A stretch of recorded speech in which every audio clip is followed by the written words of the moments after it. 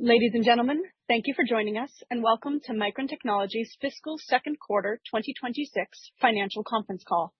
After today's prepared remarks, we will host a question and answer session. I will now hand the conference over to Satya Kumar, Investor Relations. Satya, please go ahead. Thank you, and welcome to Micron Technology's fiscal second quarter 2026 financial conference call. On the call with me today are Sanjay Mehrotra, our Chairman, President, and CEO, and Mark Murphy, our CFO. Today's call is being webcast from our investor relations site at investors.micron.com, including audio and slides. In addition, the press release detailing our quarterly results has been posted on the website, along with the prepared remarks for this call. Today's discussion contains forward-looking statements that are subject to risks and uncertainties. These forward-looking statements include statements regarding our future financial and operating performance, as well as trends and expectations in our business, customers, market, industry, products, and regulatory and other matters. These statements are based on our current assumptions, and we assume no obligation to update these statements. Please refer to our most recent financial report on Forms 10-K, Forms 10-Q, and our other filings with the SEC for more information on the risks and uncertainties that could cause actual results to differ materially from expectations. Today's discussion of financial results is presented on a non-GAAP financial basis unless otherwise specified. A reconciliation of GAAP to non-GAAP financial measures can be found on our website. I'll now turn the call over to Sanjay. Thank you, Satya. Micron delivered an exceptional fiscal Q2 with stellar records in revenue, gross margin, EPS, and free cash flow. Quarterly revenue nearly tripled versus 1 year ago, and revenue for DRAM, NAND, HBM, and each business unit reached new highs.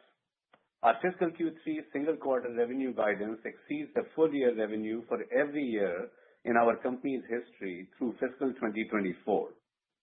For fiscal Q3, we anticipate exceptional records across revenue, gross margin, EPS, and free cash flow. Reflecting confidence in the sustained strength of our business, I'm pleased to announce that our board has approved a 30% increase in our quarterly dividend. The step up in our results and outlook are the outcome of an increase in memory demand driven by AI, structural supply constraints, and Micron's strong execution across the board. Our memory and storage solutions are at the heart of this AI revolution. Memory makes AI smarter and more capable, enabling longer context windows, deeper reasoning chains, and multi-agent orchestration. As AI evolves, we expect compute architectures to become more memory intensive. This is why we strongly believe that Micron is one of the biggest beneficiaries and enablers of AI. AI hasn't just increased demand for memory, it has fundamentally recast memory as a defining strategic asset in the AI era. We continue to work with customers on strategic customer agreements, or SCAs, that are different from prior LTAs and have specific commitments over a multi-year time horizon for improved visibility and stability in our business model. These SCAs also provide customers greater certainty to plan their businesses while reinforcing long-term engagement across our broad product portfolio. We are excited to have signed our first 5-year SCA. We are making excellent progress ramping our industry-leading 1-gamma DRAM and G9 NAND technology nodes. We expect 1-gamma to become the highest volume node in Micron's history. Our 1-gamma node was already the fastest ramp to mature yields, is ramping volumes faster than all prior nodes in our history, and is on track to become a majority of our DRAM bit mix by mid-calendar 2026. We plan to increase EUV adoption at the 1-delta DRAM node, utilizing the latest generation EUV tools. These more advanced EUV tools will help us optimize both cleanroom space efficiency and patterning when scaling to 1-delta and beyond. In NAND, our G9 node also remains on track to constitute a majority of bits by mid-calendar 2026. We also achieved a record mix of QLC bits in the quarter. Looking ahead, we expect co-location of R&D and high-volume manufacturing at our Boise and our Singapore sites to speed up time to market for our leading-edge products. We see an unprecedented set of opportunities for memory and storage to enable the AI era across market segments and expect to meaningfully increase our R&D investments in fiscal 2027. Micron's technology leadership, product excellence, and manufacturing execution is being recognized in quality scores from our customers. I'm pleased to report that a clear majority of our customers rank Micron number one in quality. Turning to our end markets. AI demand is driving DRAM and NAND data center bit TAM to exceed 50% of the industry TAM for the first time in calendar 2026. Traditional server demand is robust, driven by a combination of demand from workloads initiated by agentic AI as well as broad-based server refresh. AI server demand continues to be strong. Both AI and traditional server demand are constrained by lack of adequate DRAM and NAND supply. We expect server units to grow in the low teens percentage range in calendar 2026, driven by growth in both AI and traditional servers. We expect server DRAM content to continue to grow in calendar 2026 with the introduction of new platforms. At NVIDIA's GTC, we announced that Micron has begun volume shipment of its HBM4 36GB 12-high in the first quarter of calendar year 2026 and is designed for NVIDIA Vera Rubin. With our HBM4 production ramp and volume shipments underway, we expect to reach mature yields faster than HBM3E. We have also sampled our HBM4 16-high product, which provides 48GB of HBM capacity in each HBM cube, a 33% increase in HBM capacity compared to HBM4 12-high. Development of HBM4E, our next generation HBM product, is well underway, and we expect to ramp volume in calendar 2027.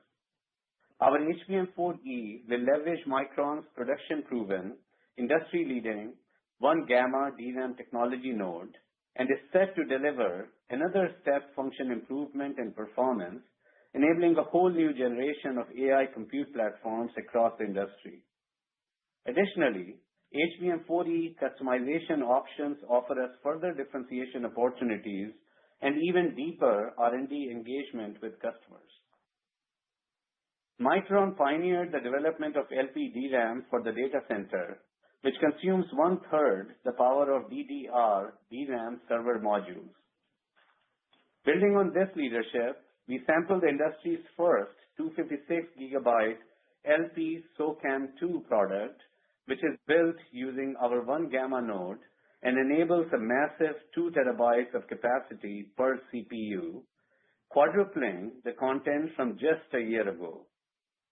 We see expanding use of LP DRAM in the data center in the years ahead, and we are excited to maintain an industry-leading innovative product roadmap in this market.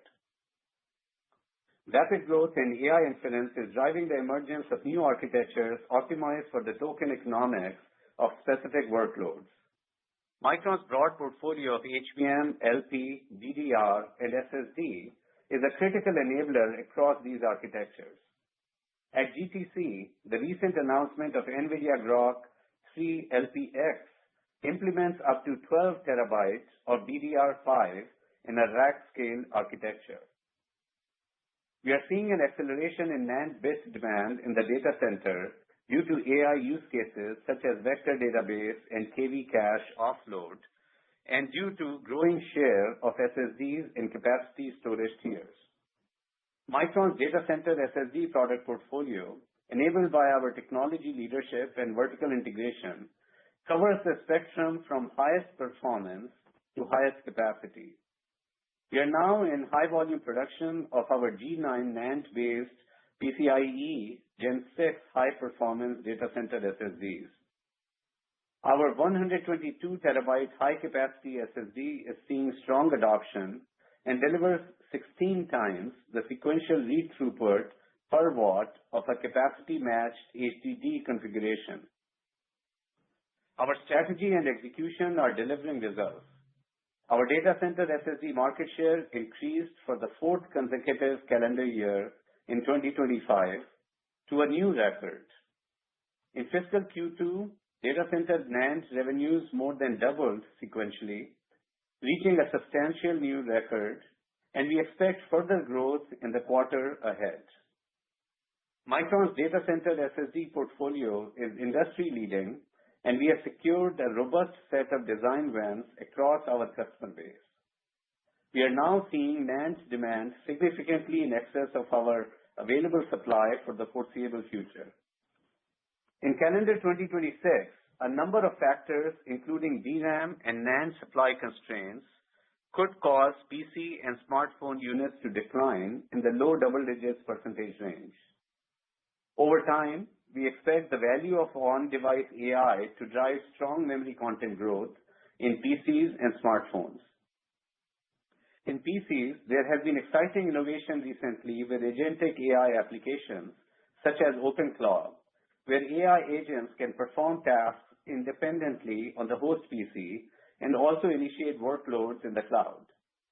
PCs with on-device agentic AI capabilities have recommended memory configurations of at least 32 gigabytes, twice as much as the average PC. Additionally, the fast-growing new category of personal AI workstations, such as NVIDIA DGX Spark and AMD Ryzen AI Halo, come in 128 gigabyte configurations, ideal for using large language models on device. Likewise, in smartphones, OEMs have recently announced new flagship devices such as Samsung Galaxy S26 and Google Pixel 10 with agentic AI integrated into their mobile operating systems. The mix of flagship smartphones shipping with 12 gigabyte or more of DRAM increased to nearly 80% in calendar Q4, up from under 20% a year ago. Micron is well positioned to accelerate the opportunities in these markets with our industry-leading portfolio of products. In PC, Micron completed qualifications for LPCAMM2 at a major OEM. At CES, we launched the industry's first Gen 5 QLC client SSD based on G9 NAND. Micron's LPDDR5X is now designed into leading personal AI workstations, expanding our addressable market with high volumes shipped to key customers. In smartphones, Micron continues to receive strong interest and feedback from OEM and ecosystem partners on our 1-gamma-based LPDDR6 samples. We built momentum with additional qualifications and mass production of our 10.7 gigabit per second 1-gamma LPDDR5X 16 gigabit product. We saw continued pricing improvement across automotive, industrial, and embedded markets. Total AEBU revenue reached a record, with automotive and industrial revenue together exceeding $2 billion in the quarter. In automotive, OEMs are deploying Level 2 plus ADAS across their fleets at an accelerating pace.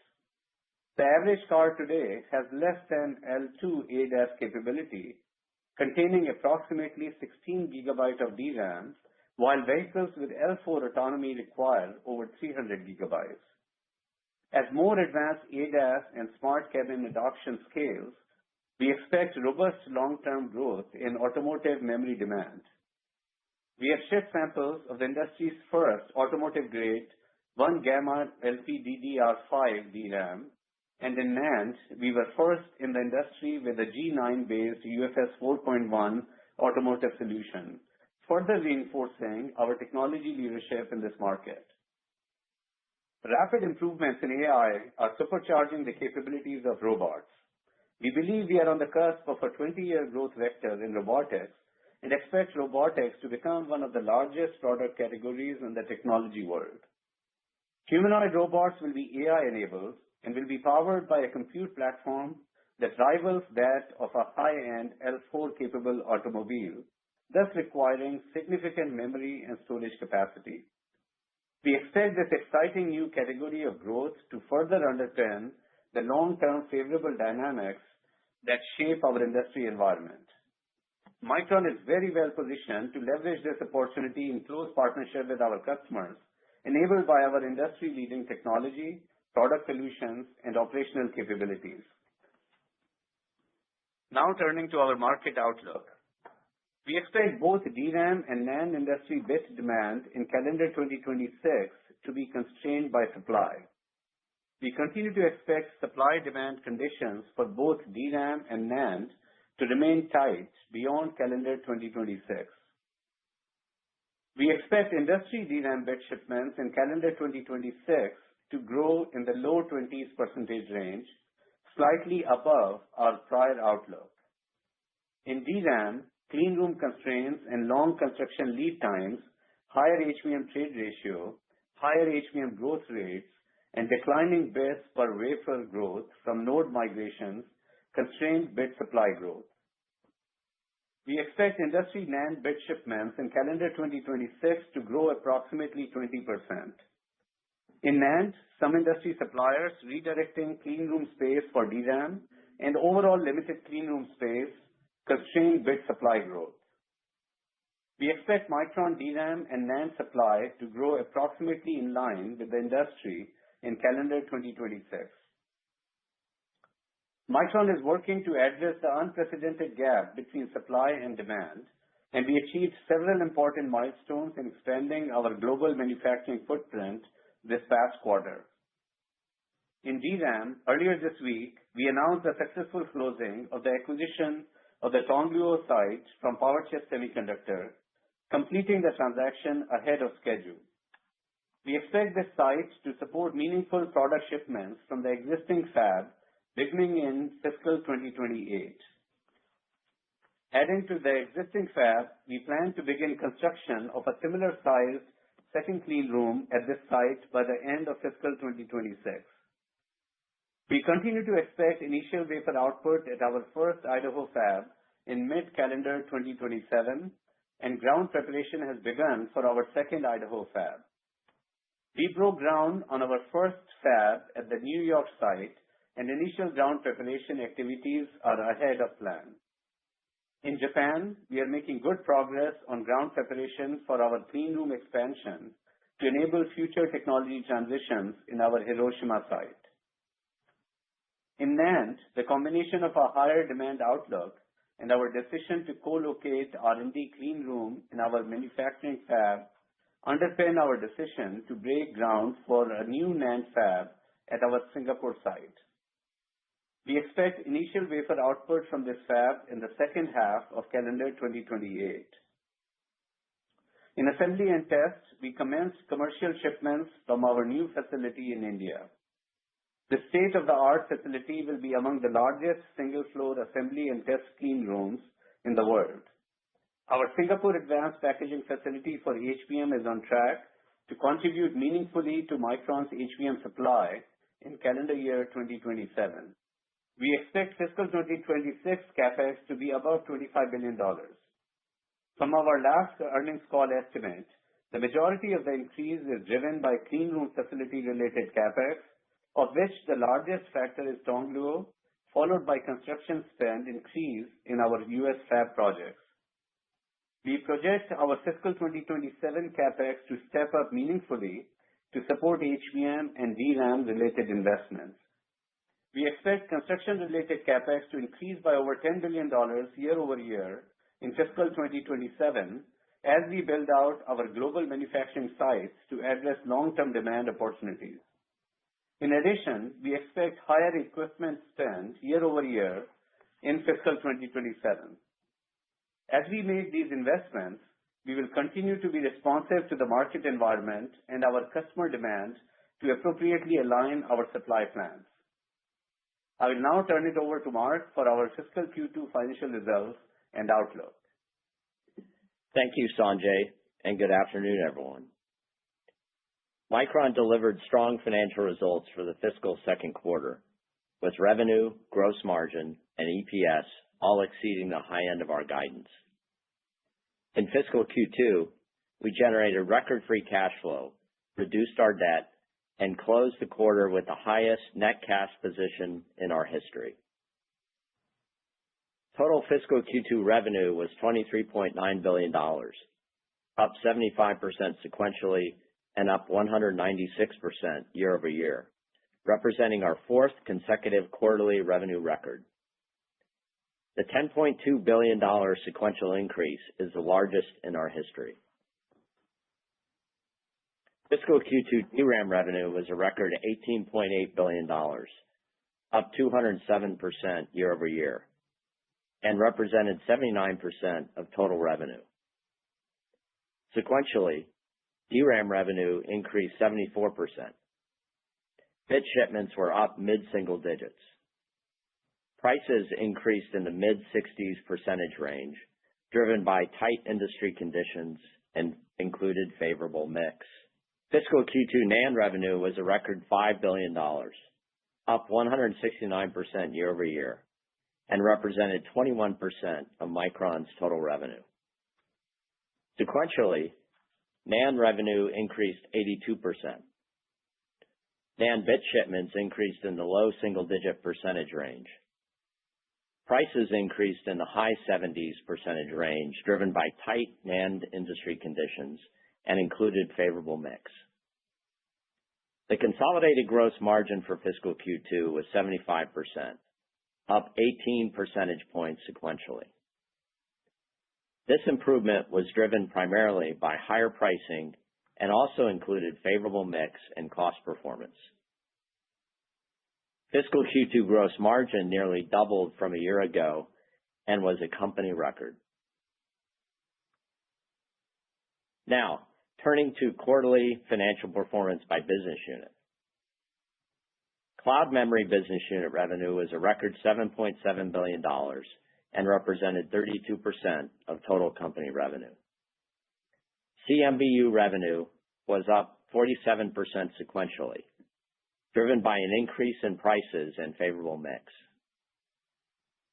CMBU gross margins were 74%, higher by 9 percentage points sequentially, driven by higher pricing and cost execution. Core Data Center Business Unit revenue was a record $5.7 billion and represented 24% of total company revenue. CDBU gross margins were 74%, up 23 percentage points sequentially, driven by higher pricing and favorable mix.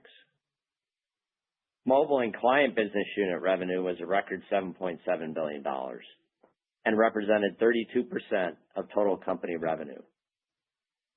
MCBU revenue was up 81% sequentially, driven by higher pricing, partially offset by lower bit shipments.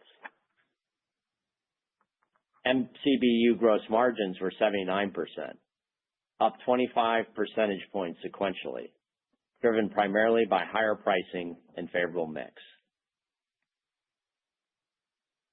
Automotive and Embedded Business Unit revenue was a record $2.7 billion and represented 11% of total company revenue. AEBU revenue was up 57% sequentially, driven by higher pricing, partially offset by lower bit shipments. AEBU gross margins were 68%, up 23 percentage points sequentially, driven primarily by higher pricing. Operating expenses in fiscal Q2 were $1.4 billion, up $87 million quarter over quarter. The sequential increase was driven by higher R&D expenses. We generated operating income of $16.5 billion in fiscal Q2, resulting in an operating margin of 69%, up 22 percentage points sequentially and 44 percentage points year over year. Fiscal Q2 taxes were $2.5 billion on an effective tax rate of 15.1%. Non-GAAP diluted earnings per share in fiscal Q2 was $12.20, with 155% sequential growth and 682% growth versus the year-ago quarter. Turning to cash flow and capital expenditures, in fiscal Q2, operating cash flows were $11.9 billion. Capital expenditures were $5 billion, resulting in free cash flow of $6.9 billion. Fiscal Q2 free cash flow was a quarterly record for the company, exceeding our prior record in fiscal Q1 2026 by 77%. Ending inventory for fiscal Q2 is $8.3 billion, up $62 million sequentially, with days of inventory at 123. DRAM inventory days remain especially tight and below 120 days. We reached record levels of cash and investments of $16.7 billion at quarter end and had liquidity over $20 billion when including our untapped credit facility. In fiscal Q2, we repurchased $350 million of shares as permitted by the terms of the CHIPS agreement. During the quarter, we also reduced debt by $1.6 billion, including redemption of senior notes maturing in 2029 and 2030. The weighted average maturity on our outstanding debt is August 2034. We closed the quarter with $10.1 billion of debt and a net cash balance of $6.5 billion. Reinvesting in the profitable growth of our business across R&D, CapEx, and other strategic investments remains our top priority for capital allocation. We are committed to maintaining a strong balance sheet, have reduced our total debt by over $5 billion in the last 3 quarters, and are at our strongest net cash position ever. Reflecting the sustained strength of our technology leadership and cash generation, as Sanjay mentioned, the board has approved a 30% increase in our quarterly dividend to 15 cents per share. Now turning to our guidance. We expect fiscal Q3 revenue to be a record $33.5 billion, plus or minus $750 million. Gross margin to be approximately 81%, and operating expenses to be approximately $1.4 billion. Based on a share count of approximately 1.15 billion shares, we expect EPS to be a record $19.15 per share, plus or minus 40 cents. We expect higher price, lower cost, and favorable mix to all contribute to gross margin expansion in Q3. As mentioned last quarter, Micron's fiscal Q4 2026 OpEx will also reflect the effect of an additional work week in this 53-week fiscal year. We expect to increase our fiscal 2027 OpEx as we ramp R&D investments in support of an unprecedented set of long-term opportunities in memory and storage. We expect a fiscal Q3 and fiscal year 2026 tax rate of around 15.1%. Micron continues to invest in a disciplined manner across our global footprint. To address customer demand, as mentioned earlier, we now project our capital spending in fiscal 2026 to be above $25 billion. In fiscal Q3, we project CapEx of approximately $7 billion, while delivering significantly higher free cash flow on stronger operating cash flow. Due to the need for clean room capacity, we expect our construction spend growth rate to outpace equipment spend growth in both fiscal 2026 and fiscal 2027. Any impacts that may occur due to trade or geopolitical developments are not included in our guidance. I'll now turn it over to Sanjay to close. Thank you, Mark. Decades of investment in innovation and execution has established Micron as a technology leader in memory and storage, and as one of the semiconductor industry's biggest beneficiaries and enablers of AI. As the only US-based manufacturer of advanced memory products, Micron is uniquely positioned to capitalize on the unprecedented opportunities ahead. I want to thank our team members worldwide whose execution made this outstanding quarter possible. As strong as these results are, I'm even more excited about what's ahead for Micron. We will now open for questions. Thank you. We will now begin the question and answer session. Please limit yourself to one question and one follow-up. If you would like to ask a question, please press star 1 to raise your hand and star 6 to unmute. Your first question comes from the line of Krish Sankar from TD Cowen. Please go ahead.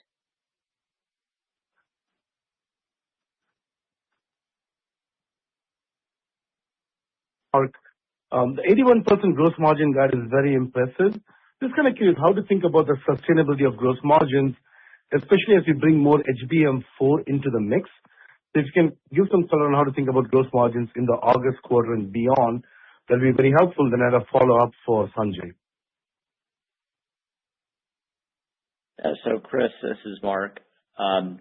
So we provide a strong guide up 600 basis points, sequentially into the third quarter. We're not going to provide the fourth quarter gross margin guidance. However, we have indicated that that market conditions we expect to remain tight beyond 26. So clearly beyond the fourth quarter. What you're seeing reflected in our gross margin is the benefits of AI driving a multi-year investment cycle, most of which is ahead of us. And AI requires more high performance, more memory and more high performance memory. And that's reflected in the margins.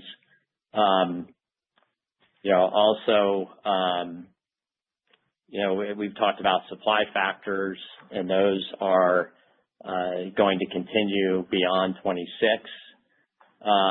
The 81% contemplates a growth in HBM4, but we expect, as I mentioned, market conditions to be strong. Keep in mind that at these gross margin levels, incremental increase in price is going to have less of an effect on gross margin. But beyond that, we're not providing a fourth quarter gross margin. Got it. Thanks for that, Mark. And then a quick question for Sanjay on the SCA. Congrats on your first 5-year SCA. How different is it from an LTA? Is this a multi-year volume and price commitment, or does the price get negotiated every year? And also, how to think about cancellation terms in the SCA in case the cycle slows down during the time frame? Thanks, Sanjay. So thank you for recognizing us for the first SCA that we have completed here. And, as you noted, SCA is multi-year agreement, and we noted that in our remarks as well. LTAs have tended to be, typically 1-year agreement. And of course, in this environment of extremely tight supply outlook, in the foreseeable time frame as well, of course, our customers are very motivated, in order for their own planning purposes and for their better predictability to have these structural strategic agreements with us. And of course, these agreements are really meant to bring stability and greater visibility into our business model as well. We have completed one SCA, so we are not going to be getting into the specifics here of these agreements. I'm sure you can appreciate that these SCAs are confidential in nature. But of course, these SCAs are meant to achieve the objectives for the customers in terms of their ability to plan and be able to count on supply commitments that are in the agreements, but also for us to be able to count on specific commitments that are there from the customers. And, these are meant to go across the periods when the industry is very tight versus, other parts of the industry environment as well. So that's why they're long-term agreements, and they have robust terms in them. Got it. Thank you, Sanjay. Robust terms in them for us as well as for our customers. Got it. Thank you very much. Your next question comes from the line of Joseph Moore from Morgan Stanley. Your line is open. Please go ahead. Allocation questions by end market. Obviously, the AI is the area that has the most urgency, but do you worry about demand destruction for things like PCs and smartphones? Are you trying to balance big customer, small customer? Just how are you thinking about that allocation process? I mean, clearly supply is extremely tight and, supply is tight across all end markets. Demand trends are strong across the end markets, while, price-sensitive markets, such as the consumer examples that you gave, may have some demand that is getting impacted due to the higher prices. But overall demand in those markets as well stay pretty strong. And our goal and strategy always is to be a diversified supplier to our various end markets. I think that is very important for us. Of course, data center is becoming a bigger and bigger part of the industry TAM. So of course, bigger portion of the supply goes there. And that's the main driver of growth for the industry as well as for Micron results. But other parts of the markets are important to us, such as PCs, such as smartphone, automotive, of course, industrial. And, we want to maintain that well-diversified mix for our end markets. And I would just like to point out that overall, whether in data center or in the consumer parts of the market, such as smartphone or PCs, the AI trend is continuing to drive greater and greater requirement for memory content. Of course, customers are working, in this tight supply environment to manage the mix of their products. But overall, we are very much working with customers across our end markets. Great. Thank you. And I think in the past, you've sort of said that some customers are getting 70% of what they're asking for. Is that still kind of the ballpark of what you're dealing with? Are there customers higher, lower than that, than they were 3 months ago? Yeah. What we have said is in the last earnings call that some of our key customers we are able to fulfill only 50% to 2/3 of their demand in the medium term. And yes, that still remains the case. Great. Thank you. Great quarter. Thank you.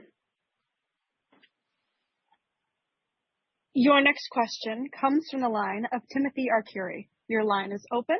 Please go ahead. Thanks a lot. Sanjay, I also wanted to ask about the SCAs. Can you give, I think we're all trying to sort of think on the, to the other side of the cycle and hope that these SCAs provide some mechanism that will kind of limit your, gross margin on the downside to a certain, number. So I know you don't want to give too many details, but is it fair to say that there is a mechanism in these SCAs that would limit your gross margin on the downside when things do finally roll back over? So, certainly not getting into the specifics of these SCAs for the obvious reasons of confidentiality of these agreements. We have done successfully completed one SCA. We are in discussions with multiple other customers. And if and when we complete these agreements and as appropriate, we will, of course, share further details with you. But what I want to highlight is that these SCAs are multi-year and they have specific commitments in them, and beyond, and these are robust agreements, and of course these are meant to absolutely give us the visibility and stability toward our business model. Beyond that, really, I cannot get into any specifics at this point. Okay, thanks. And then Mark, I just had a question about cash. So you're going to generate, $35-40 billion in free cash flow this fiscal year. You're going to probably have more than $50 billion in cash by the end of the calendar year. So what do you do with this? Are you planning to set aside a bunch of it to sort of, buy back a bunch of stock on the other side? And I guess with respect to that, you do have restrictions on the repo from the money you took from the CHIPS Act. Is there any way to get that reworked? Thanks. Yeah, Tim. So we're thrilled with the performance of the business and the improvement in the balance sheet, and in the second quarter with record net cash and record free cash flow, beating the previous quarter's record by 77%. Our third quarter guide, when you take those numbers and consider the CapEx we gave, we could see cash flow double roughly sequentially. We're going to continue to build on the balance sheet strength and improve our net cash position. We're continuing to de-lever and pay down debt. Noteworthy that we received 2 credit upgrades in the quarter, so we're now a solid BBB. So we're getting stronger, while, as you can see, we've talked about increasing our CapEx investment and increasing our R&D investment. Now to your specific question on balance sheet priority or capital allocation, balance sheet is always going to be a priority, along with organic investment in our business to advance technology and to put in capacity for value add bits, which we certainly see now. Generating return on capital at this point over 30%, headed towards 50%. We're going to remain disciplined there, though. And then you saw today, we're pleased to announce a dividend increase of 30%, reflects the confidence we have in our business, outlook, stability of the business, and cash returns in the future.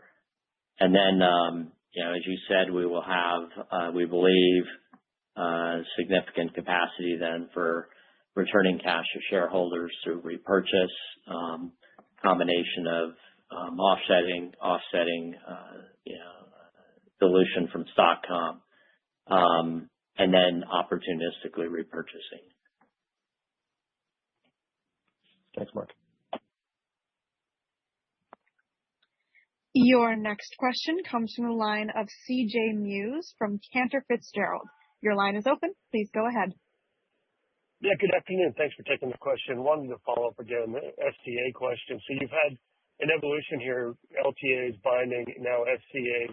I'm curious if you could kind of discuss the breadth of the different customers that you're speaking with. Is it only hyperscale, or are there others that are interested in? And I know you don't want to go into specific details on the contract, but just to follow up on the last question, is there any CapEx forward requirements tied to these agreements? Are there pricing tied to an ROIC on those investments? Any help there would be helpful. Thank you. So we'll share with you that the SCA that we just have signed is with a large customer. And of course, these agreements are very much focused on, allowing us to invest with confidence in our, future supply plans. And of course, also, just having specific terms that, enable us to have overall better visibility into the future demand, and as I said earlier, enable stability around the business model as well. And CJ, beyond that, really, we are not commenting on the SCAs other than we'll say that, of course, as I mentioned earlier, these SCA discussions are proceeding with multiple customers, and yes, these are across multiple markets as well. Very helpful. And then I guess as a quick follow-up for HBM, I think you guided last quarter 40% growth CAGR, which would suggest roughly $50 billion in revenues for the market this year. Has that number changed, and are you seeing any sort of kind of preference for perhaps moving bits to D5 over HBM by any industry players, given today the higher margins that we see there? Thanks so much. So yes, it is correct that the margins for non-HBM today are higher than HBM margins. Demand for HBM, of course, continues to be strong. We have not updated the numbers that we had provided last in terms of the outlook for the HBM TAM. Of course, the demand for DDR5, LP, and HBM, all of them continue to be strong in the data center. And, we, of course, continue to manage the mix of the business as the data center AI demand continues to grow. And as I said earlier, we, of course, outside of data center, we are very much focused on making sure that we are maintaining relevant share in our key other market segments as well. So we are overall in this environment of strong AI demand trends across data center to the edge. We are very much focused on continuing to manage our portfolio, and we see strong growth opportunity for the full portfolio of Microns in the data center. And I'll just point out there that that portfolio is about HBM, it's about ALP, it's about SOCAM, it's about DDR5, as well as our data center SSDs which have made tremendous strides in terms of our market share in data center SSDs over the course of last few years. Thank you. Your next question comes from the line of Harlan Sur from JP Morgan. Your line is open. Please go ahead.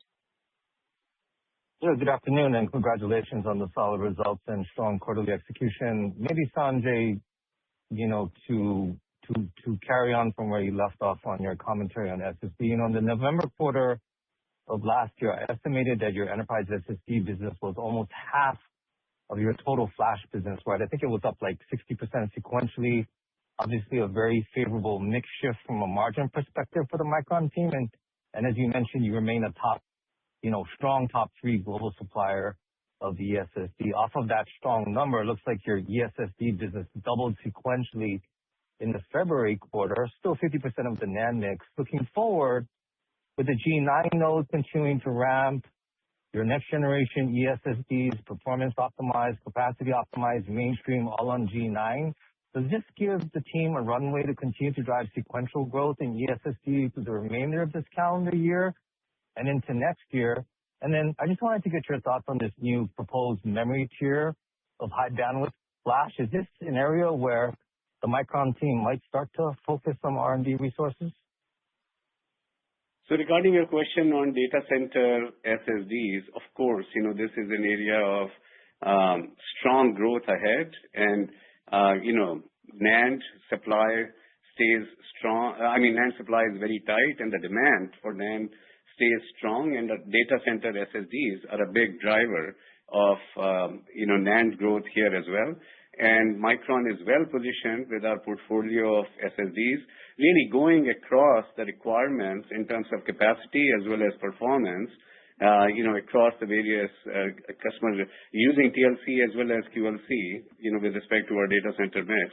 So very well positioned with this, and this is as part of our strategy of continuing to shift our portfolio, our revenue mix toward higher profit pools of the industry and high value parts of the market. We of course will continue to address opportunities for growing our SSD business. We feel really good about the trajectory that we have been on with data center SSD and the trajectory that is planned ahead for us as well. And regarding your question on HBF, high bandwidth flash here.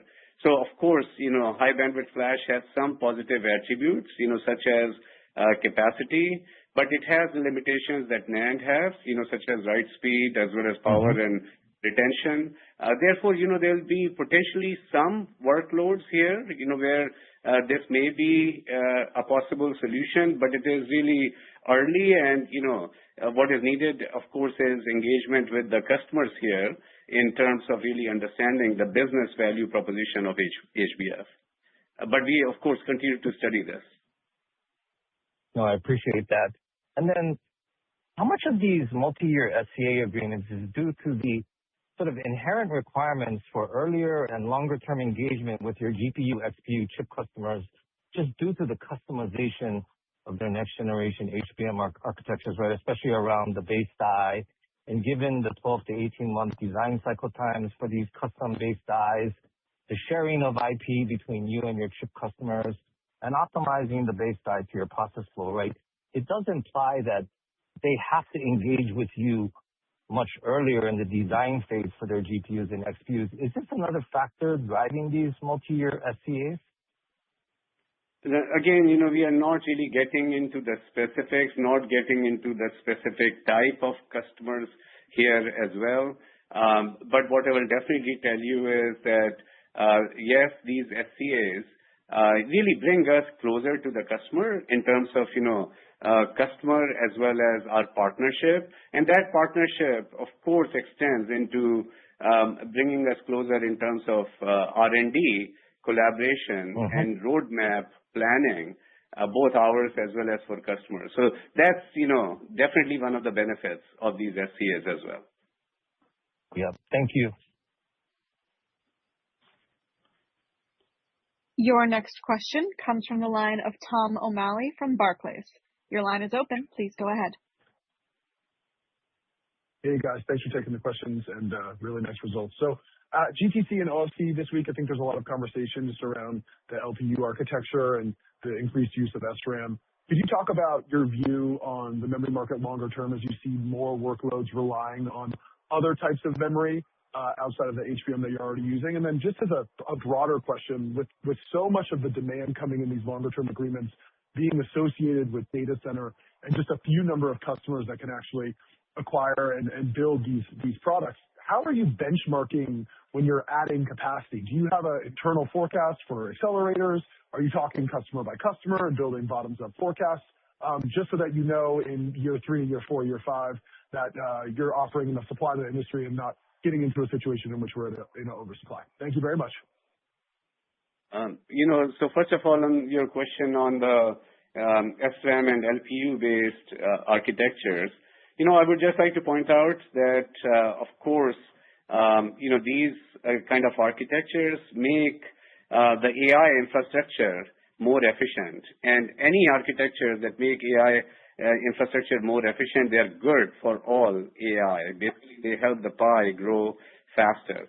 Keep in mind that this LPU architecture works in conjunction with Vera Rubin, which utilizes tremendous amount of HBM as well as DRAM. And the NVIDIA Groq LPX, this LPU-based architecture, actually a rack uses 12 terabytes of DRAM in it as well. So all of this actually is addressing the workloads, in a more efficient manner.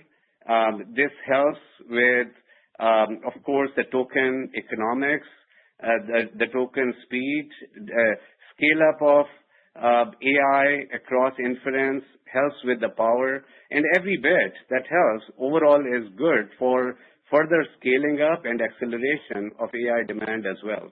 So we look at this as complementing what already exists with respect to HBM and DRAM, and of course, continuing to grow the pie and accelerate deployment of AI. Just keep in mind that today in the enterprises, the AI deployment as a percentage is still very, very low. And there is, across all verticals, across all industries, across the economies, there is a lot of opportunity ahead. So we are excited about all of these opportunities for our full portfolio of HBM, LP, DRAM, SOCAM, and SSD in addressing these future market requirements. And ultimately, all of this just points to how strategic of an asset memory is for AI, because without more memory, without faster memory, AI just cannot scale up. AI just cannot deliver the capabilities, whether it's in training or in inference. Just look at from last year to this year, the DRAM requirement in the advanced AI accelerators has now doubled. And so really, and this is these are some of the factors that are contributing to the supply shortage. And of course, these trends of greater deployment of AI apply on the edge devices, smartphone and PCs as well. So we are excited about the opportunities ahead and really, absolutely continue to see strong opportunities for our full portfolio ahead.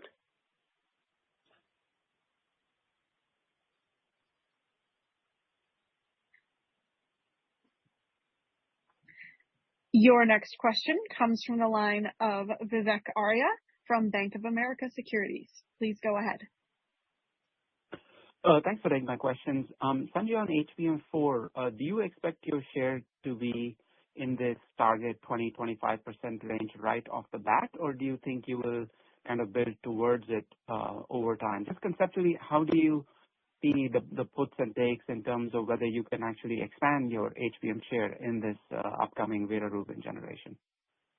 We have shared before that in CQ3 of last year, we reached our HBM target, which we have targeted for calendar 26, to bring our HBM share in line with DRAM share. And we had also said that, going forward, we are going to manage our HBM as part of the mix of our total portfolio and are not going to break out, the share quarter by quarter here. But what I can tell you is that we feel very good about our HBM product positioning, feel very good about overall HBM product. Of course, the market is there for both HBM4 as well as HBM3E in calendar 2026, and we will be supplying both of these products and feel good about our overall position here and our ability to fully manage the mix of the business. And for my follow-up, Mark, I wanted to revisit this 81% gross margin guidance. I appreciate you're not giving a specific forward view, but what has happened in kind of prior historical peaks where Micron's margins, I think, peaked in the low 60s, I believe. So what is the difference between the prior situations versus now? What have those kind of historical precedents indicated to you about how the trajectory of gross margins can be over the next several quarters? How do customers start to react differently when they see these level of gross margins, and what is a very, very important input into their AI silicon? Thank you. And before Mark answers that question, can I just point out that I accidentally said that we targeted to reach our HBM share in Q3 26. Of course, I said it wrong by mistake. I meant that we had targeted to get to our HBM share in 25, and we achieved our HBM share in line with our DRAM share in Q3 of 25. And beyond that Q3 25, we had said we are not going to be providing any further mix of HBM share. So I just wanted to correct what I accidentally said 26 instead of 25. Thanks. Yeah, Vivek, I would say that, keep in mind that the industry is supply constrained. So, and conditions will remain, very tight, and that's beyond 26. So, that certainly supports the near term, medium term pricing. And we've discussed how we're working with customers to allocate best we can to their businesses and work with them on adding capacity, work with them on supply assurance, working them with new products and so forth. I think your question about, reverting to some historical mean, I think maybe, that's the thing that should be revisited is, we have a situation where AI is a transformational secular driver. As Sanjay mentioned, AI requires more and higher performance memory, and this memory helps with driving the token cost down. It helps lower the energy cost per token. It increases the number of tokens. It increases intelligence overall of AI, which drives harder problem sets, and agent use, which drives more tokens and needs more memory. So it's become, the margins are reflecting recognition that memory is a lot more valuable and an efficient way to monetize AI, and that's from data center to the edge. So, and then on top of that, we've been clear for, a year or more that there are, supply constraints that exist on a number of fronts that are that will take time. There are low inventory levels. There's declining bits per wafer on node advances, HBM trade ratio, and that's increasing. And then any new capacity really needs to be greenfield, which is a physical constraint, which takes a lot of time. So these are both durable factors, both the value of memory and the structural challenge of bringing on supply, and we're working that both those issues. We're investing in capacity, and we're also increasing R&D to continue to advance the technology and improve the value of memory. And we believe that these will help with margins over time. And I think customers are recognizing that and entering into these agreements. Thank you. This concludes today's call. Thank you for attending. You may now disconnect.